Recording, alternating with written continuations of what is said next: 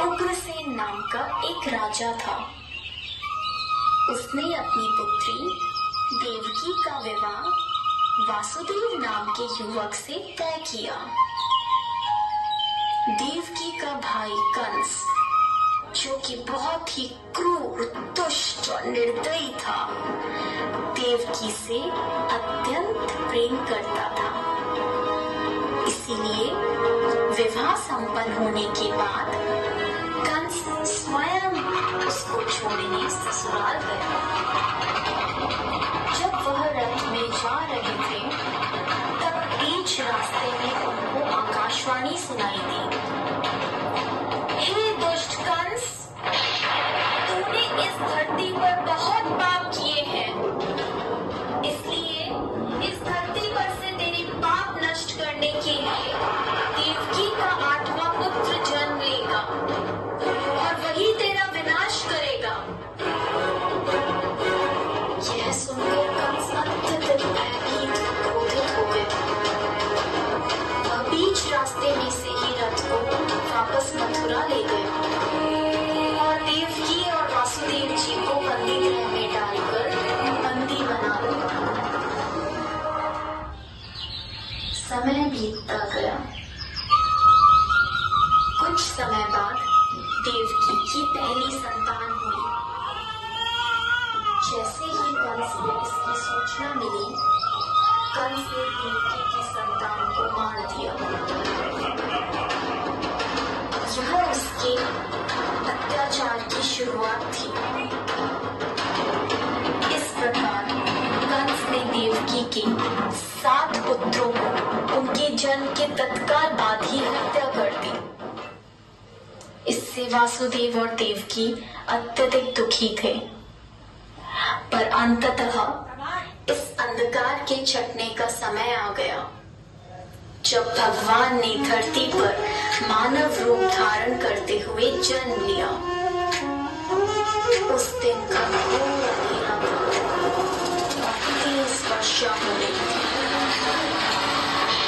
ऐसे लग्न में भगवान ने धरती पर देवकी की 8वीं संतान बनकर बालक रूप में जन्म लिया। जन्म लेते ही वहां एक दिव्य प्रकाश प्रकट हुआ और उस प्रकाश में से श्री विष्णु भगवान ने अपने पूर्ण अवतार में दर्शन दिए और वासुदेव से कहा, हे वासुदेव, मैंने इस धरती पर कंस जैसे दुष्ट और अत्याचारी मानव का विनाश करने के लिए कृष्ण अवतार में जन्म लिया है। अतः मैं आपसे विनती करता हूँ कि आपके दोस्त नंद के घर ले चलें, जहाँ उनकी पत्नी यशोदा ने बालिका को जन्म लिया है। उस बालिका को यहाँ ले आकर मुझे यशोदा के बगल में सुला दें। ऐसा बोलकर भगवान अंतर्ध्यान हो गए। भगवान ने एक शिशु का रूप धारण किया और एक चमत्कार हुआ। वासुदेव और देवकी पीड़ी मुक्त हो गए। कारागार के द्वार अपने आप खुल गए। जेल प्रहरी गहरी निद्रा में सो गए और ऐसे समय वासुदेव उस बालक को लेकर नंद के घर चल पड़े। तेज वर्षा के कारण यमुना नदी का बहाव बहुत तेज था, पर यमुना नदी ने वासुदेव और उनके पुत्र के लिए रास्ता बना दिया और शेषनाग ने प्रकट होकर कृष्ण भगवान को अपने फन फैलाकर तेज बारिश से बचाया। आखिरकार वे नंद के गांव पहुंचे और कृष्ण को यशोदा की बगल में लेटाकर उनकी पुत्री को वापस बंदी गृह ले आए।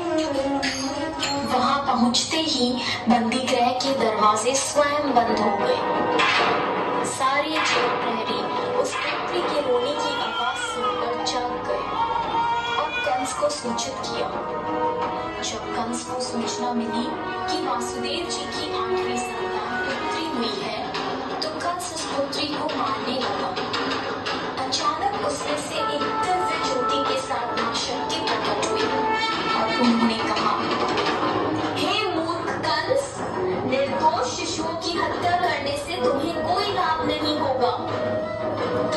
मारने वाला इस धरती पर जन्म ले चुका है। तेरा वध करने के लिए देवकी के 8वें पुत्र ने इस धरती पर जन्म ले लिया है और वही तेरा विनाश करेगा। ऐसा कहकर वह दिव्य शक्ति लुप्त हो गई।